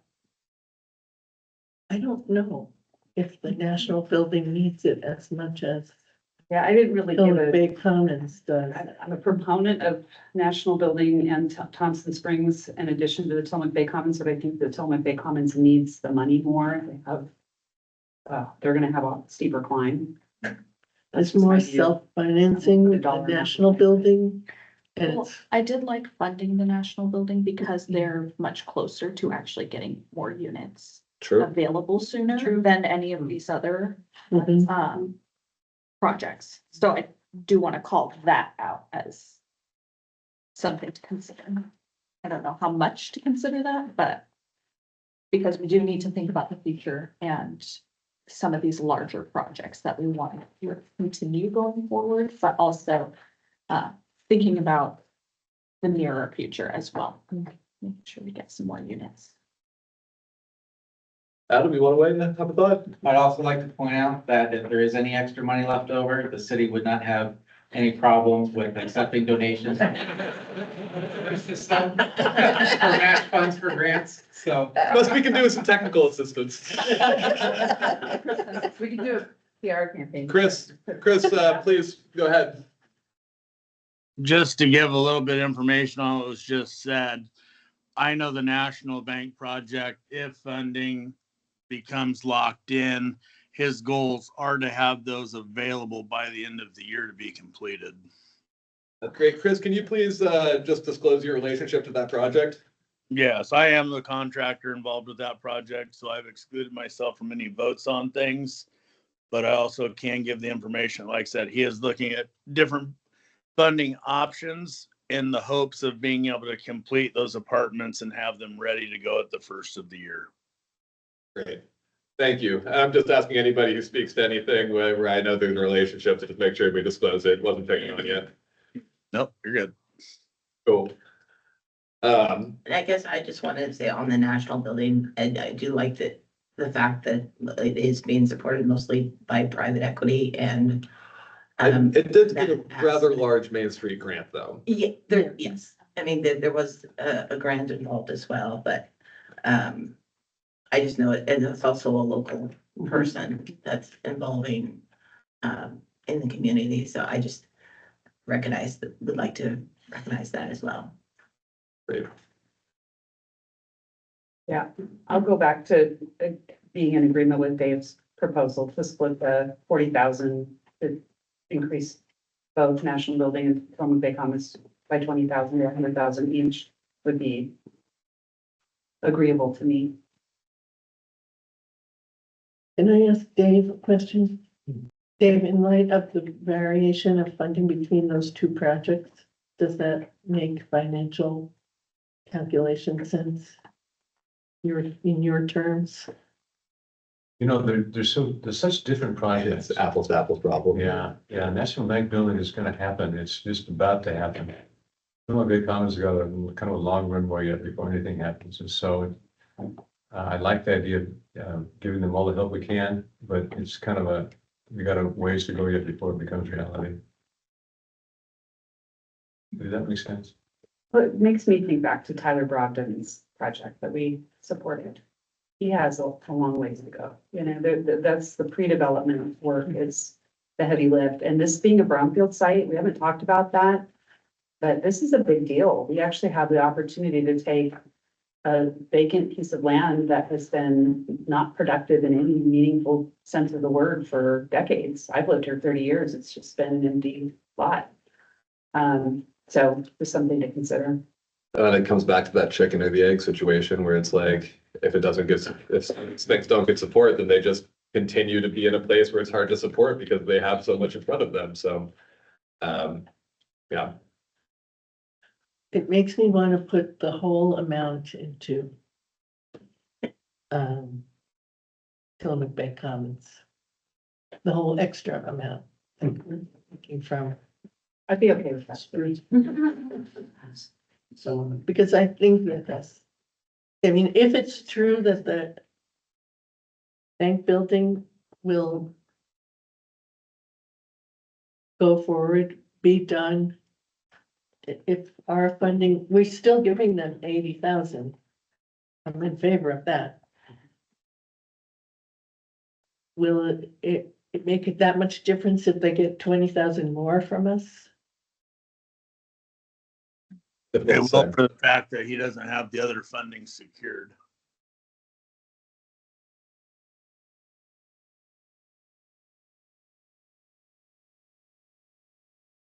Because 20,000 doesn't sound like a lot, but 40,000 sounds like a worthy amount. I think we're talking millions of dollars. I- Projects. None of this really, this is catalytic. It's not.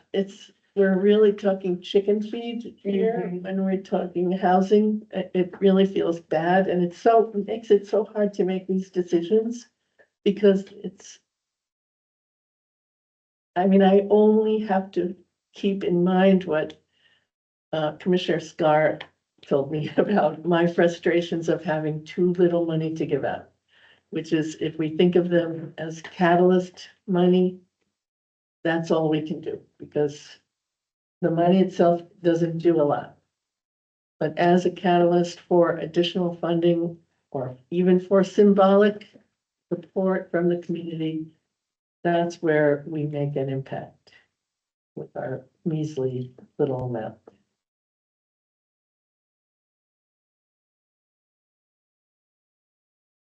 Did Crystal have a? Chris, you still got a comment or is your hand just still up? No, I just on that comment that was just made. I mean, I would still raise the point, even if it wasn't going against the national, is $40,000 going to move the needle on a project that doesn't even have the land purchased yet?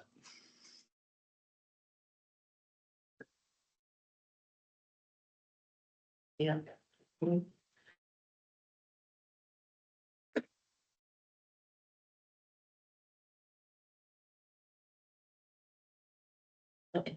I think I'm still on, I still like these 50-50. Even though the splitting. Well, we are down to splitting hairs, I think, at this point. There's a proposal to slash Spruce Point by 50% and add $20,000 to both the National Building and the Tillamook Bay Commons project, bringing their total to $100,000. And their percent of ask to 30% or total to 30% each. Anybody want to speak against that or try to sway the room in a different direction? All right. I'm now going to give anybody an opportunity to provide any further thoughts they have on any other elements they would like to change to that, be that, again, last chance for award amount, last chance for adding a contingency. At least from this room, there might be contingencies added in negotiation with the developers. So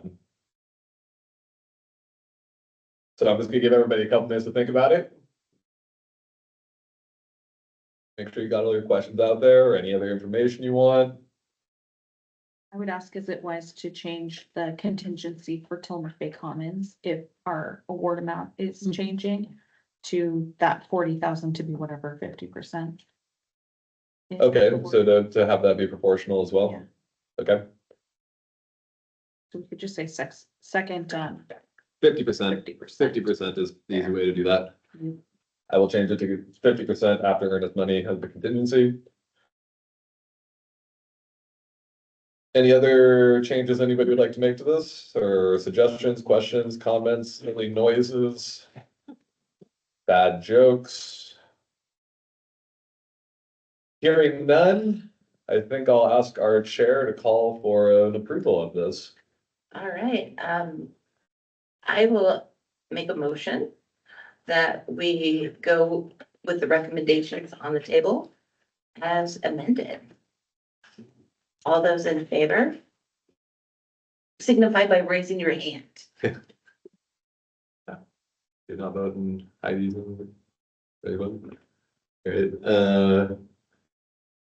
Great. I'm looking at Nan and Dave Madison to give their thoughts. There's Dave and Nan. Perfect. All right.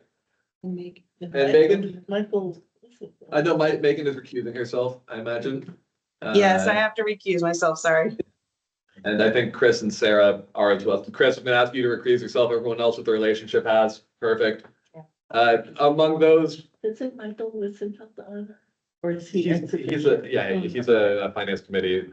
So of the housing commissioners who have not recused themselves, I hear no dissent or lack of approval for the amended proposal. Great.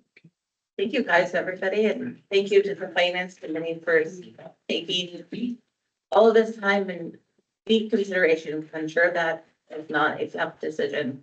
I wrangled about it after all of the presentations on, so thank you for taking the time to wrap it up in a concise package, and look forward to future conversations about modifying the rubric for next go around. Yeah, please. I think I definitely would want to maybe send those to Parker. Last year what I did is I built a Microsoft Forum survey and I sent it out for all the commissioners to talk, kind of rate their comfort level with different parts of the process. And there will be a portion in there for any other thoughts or changes you'd like to communicate. That's the best way to do this. So all the information is in one place. And then at our next meeting, just like last year, I'll present to you guys and show kind of everyone's level of comfort and whatnot with the decision-making process and the places identified as opportunities for improvement. Megan, do you have a question, or is that just hand still up from earlier? No, I have a question. So I just wanted clarification on the final vote of what actually transpired. Sure. We approved, let me pull up my screen to show, I think is probably the best way to do this.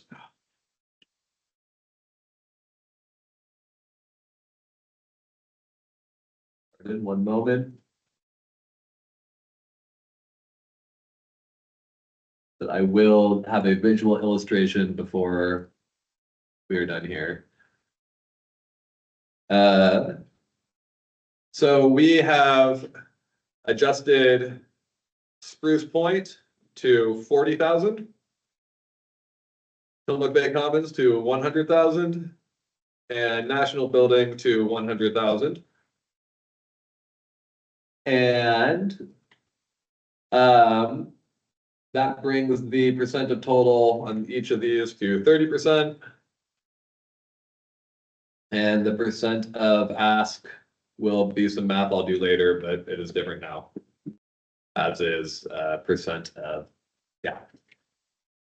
So these are the two changes that were made here, and it was subtracted from here. Did that clarify things, Megan? And is there Yes, anybody that doesn't feel like this has been made clear what we have done here as adjustment to the recommendations?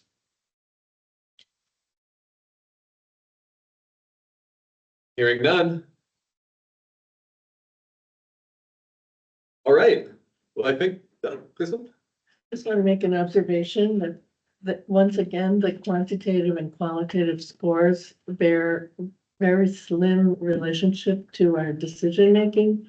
And that it was really valuable to have this discussion after the finance meeting, because everybody raised different kinds of points. And it makes me think we need like a third calculation of some kind with these big questions. Impact. Like long-term economic vitality impact. What project will push housing forward the quickest or the most?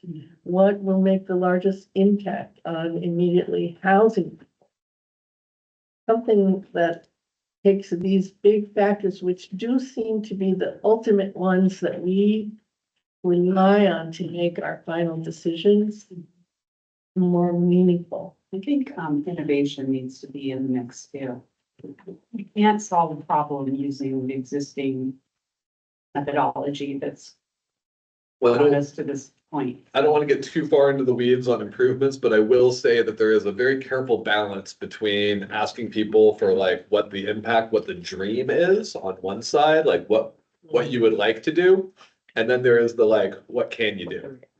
And so we kind of have to find a way to capture both of those things. Yeah. And then there's this even third element, which is our risk tolerance, like how much we will gamble on things that are great on the dreaming, but low on the reality. So I do like it was really helpful, like to understand what's been in pre-application, what's been approved, what's got the zoning variances needed, like that, like capturing some of that logistical stuff that has to happen, I think is huge. I will also say this format is really helpful for me. And this packet compared to years past, like this was like, oh, I can remember what this is and I can go and look at this and this was an extremely helpful thing. Thank you. I went back and read all of the notes I captured from last year before I put this together and really tried to synthesize things that you guys wanted.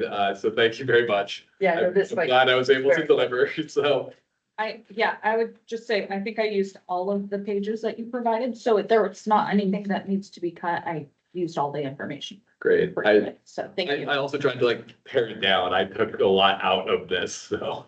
And Parker, I know, we know that it would be helpful on the, page, the summary page of the recommendations, just to include a total at the bottom. Oh, sure. The total, the recommended dollar amount. I will, I really just couldn't make it look very good in the time I had. Carrie, I didn't want to even say anything but that, okay, while it's fresh and he's got his stuff out, rather than putting it in the Yeah, survey. you know, it's also looking like contingency agricultural workforce housing tax credit failure, like what does that do to our total? Is it like a 40,000, asterisks, like some's got a hold off or a full set aside? But yes, I will make sure we indicate our total somewhere next year. But that said, let's move off of this discussion unless there's any other real pressing comments. No, just thank you all. This has been a wonderful process and we'll get forward on next steps. Yeah. Excited to do that. We do have a little time for some committee report outs for anybody who wants to just give a brief update, but we're gonna definitely be ending on time today, so. Dave, do you have anything on finance other than our wonderful conversation? Yeah, we're chasing this ag worker housing tax credit, this wonderful credit in the sky we've been chasing. It's like a rainbow. Can't quite get to it. So most recently, we learned that on-farm housing is technically a labor union, which is now called ag worker housing, which is a little better term. And OSHA promulgates the rules for ag worker housing. And those rules just changed. And so we just got an update last week from OSHA in terms of what the new rules are for farmers who have on-site housing for their workers.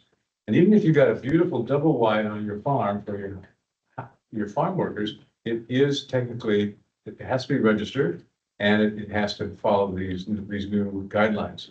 The guidelines aren't real bad. I think most of our farmers would probably meet most of these criteria. Things like how close, what quality of the water, how close can you be to animals? What kind of garbage disposal? I mean, it's kind of basic stuff. But it does entail at least one visit by an OSHA inspector. And so we really want to try to get our arms around just exactly what that will entail. And I'm not sure how many farmers would want an OSHA inspector to come to their place. Exactly zero. Gonna reject. So that's a bit of a setback. Trying to understand that better, but so we had a couple of presentations lined up for this month. We kind of postponed those because we really didn't understand this piece of it. So we're going to try to figure out a way to get around that. Now, we're meeting with regard to the development in Rockaway with regard to Mr. Wong. And perhaps anyway, with regard to fishermen, perhaps those requirements won't be necessarily applicable. So I'd love to see us get at least one application out of the county here. And Mr. Wong's might be a good place to start because I'm not sure that he'll necessarily have those same considerations. Yeah, that makes a lot of sense. Well, and on-farm housing isn't really going to work for what we're trying to accomplish here. They have to work on that farm. So we're not creating new housing. There's already way too many houses on farms. It's really more for like Mr. Wong's project. That's going to be what the sweet spot is for using this. And if that developer is willing to make that trade-off, have OSHA come in, which, look at all of these funding stacks. They all have strings attached. So, makes me want to reconsider approaching the smoker, because I'm sure that a group like that's very organizationally run, they're probably got OSHA showing up there pretty frequently anyways, so. it's a matter of partnering those organizations with a developer and creating a collaboration where everybody's on the same page about what they're trying to do and figuring out make it happen to take advantage of that. So it's still a work in process. We'll keep you updated. Thank you. I guess next is legislative. We've been hot on the trail, tracking way too many bills. And, Parker has been lovely. We have 4 bills that he is writing some letters of advocacy for, and I guess I need to call out the House bill numbers. Hang on, let me check my email. Just because we get the right email. Sorry about this. Parker. There we go.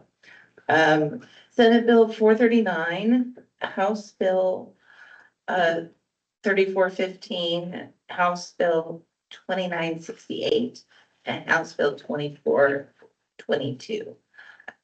Can you quickly summarize them? Yes, I can. Because I don't have all of the details in front of me. Senate Bill 439 is about attaching childcare to housing. And I'm gonna try not dive too into the weeds on these because there's many good questions you all could have here.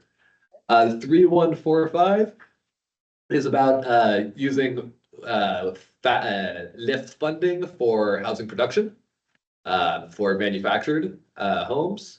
This is one that could apply to a couple of the projects. Next is 2968, which is being able to defer SDC fees until after the project gets occupancy. That is a very powerful tool. Yeah.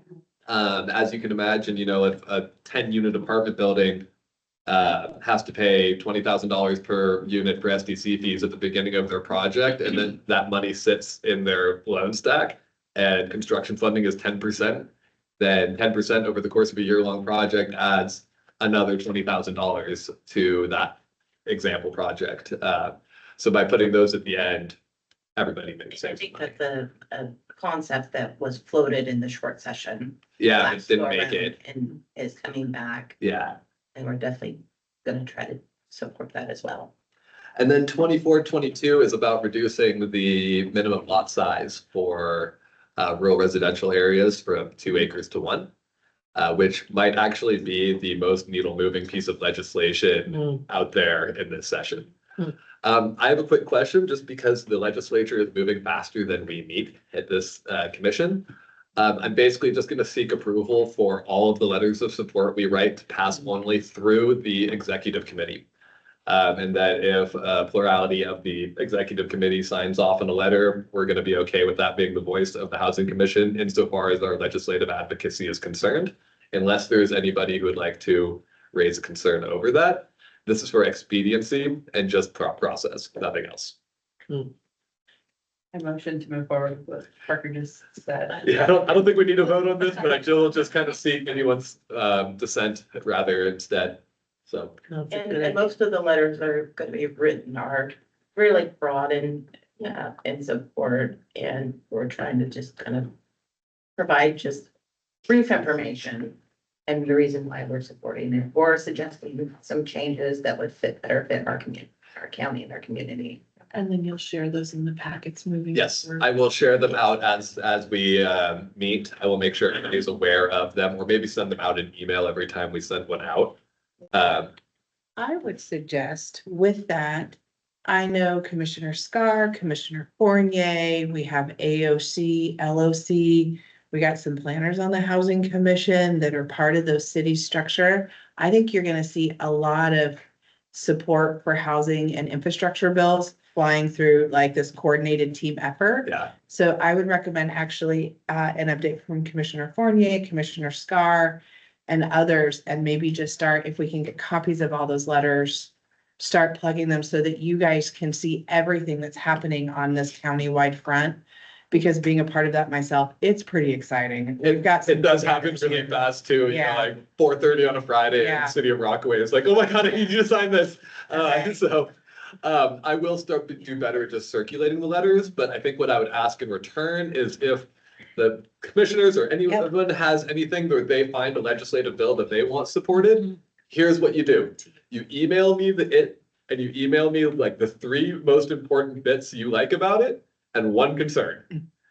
And if you do that, I will write the whole letter and I'll make it pretty and everybody will like it.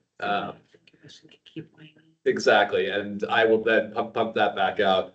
I mean, yeah, so I think that's a good place for us. If you find something you like, send me 3 things you like about it and 1 thing you either don't understand or are concerned about it so that I know you read it. And I will then turn it into a letter of support that I will pass along. Everybody cool with that? Are you getting help from AIs? I'm getting all sorts of help. You need. We're using the tools we have available and that are approved for our use. Yeah. Cool. Outreach? Yeah, so because of the funding freeze and some of the media coverage and social media discourse around all of that, we had a little bit of a lengthy discussion around reminding ourselves what the policies are around housing commission member commenting on social media and public sources. And so I think everybody's doing just fine, but we do have a policy and I don't know who here has read it and remembers what it is. Yeah, so we need to. I'll distribute it. Yeah, I'll send it out to Send that everybody. out. Yeah. Maybe just put a little bit of time on our agenda in April to answer any questions about it or go through a couple scenarios if people aren't sure. But we just wanted to make sure that everybody's remembering. Personally, I just don't engage as well, 1, I'm off social media, but 2, I don't engage as a member of the public with my opinions anymore. I just stopped doing that after I became the wellness lady. It's too hard to say, oh no, but over here professionally, I believe this, but over here as a person, I believe that.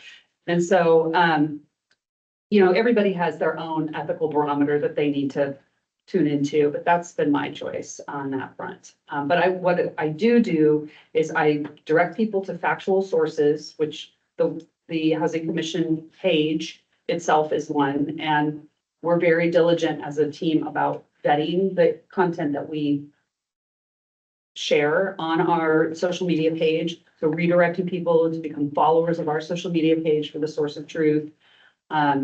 Directing them to Parker if it's a question that we can't answer by directing to one of those 2 sources. Just keeping it very factual and always staying positive. Those are I think the 2 big things to keep the discourse civil and elevated and productive. I'll add that social media comments hit different when your name is in the article. Yes, it's easy to get emotionally reactive. We all have our passions. I mean, look at what we're doing. We're volunteering on this commission, so it stands to reason that we're gonna care a lot and have emotional reactions to things. We just need to keep our eye on the prize. What's the long range goal of what we're doing here? So we're going to continue to talk about, and I think the article, if you have not read that, I know Parker shared that one. Yeah, the LPB. Yes. There's another one out there now. Okay. That has excellent information in it about the ramifications. I think it is appropriate to talk. We've talked about the fact that it is appropriate to speak to the ramifications of the funding freeze as it relates to the projects that we've been supporting or being asked to support. People need to understand practical implications without the politicization of it, so that people can advocate based on how they want for any changes to any of those processes. So we'll continue to speak factually about those things, and as things evolve, which they're likely to do, we will continue to share updates. The other couple of things actually the biggest thing we have coming up is some more human interest stories. We've met with Chelsea Yarnell. She has a small grant to do some articles, and she's very interested in doing them in support of our mission and vision. So we've put her in touch with a few people. I am maybe premature to say, but there's somebody that is one of these projects that we've already directed her to speak to give a little bit more context on the backstory and, the personal commitments the sacrifices that people have made to get these projects moving forward. So, look forward to those. And anything else that I'm forgetting, you guys? I actually have a couple of things. So one, I'm gonna take one for the planning team. We're all getting ready to start our public hearings and workshops for Senate Bill 406. Your support in attending these hearings, these workshops, writing letters is really going to be paramount to the support of the work that we are all doing to amend zoning codes for middle housing. So I would like to send Parker a schedule. I'll work with all the cities, and then, give Parker a schedule of when all these hearings and workshops are being scheduled. Because for a lot of us, we're rounding the corner and we're on the home stretch. The county stuff will probably be one of the last. I have to break them up because we've got 7 communities we're doing that work for. So that's not all gonna be in one hearing. Right, Gail? But, you're like, this is an incredible opportunity for the Housing Commission to do what it loves to do, and that's advocate. So your advocating and your support for all of us is greatly appreciated. So I will get those dates to you and keep them coming as they get developed, because we're all in different phases in those noticing requirements, and you can share those.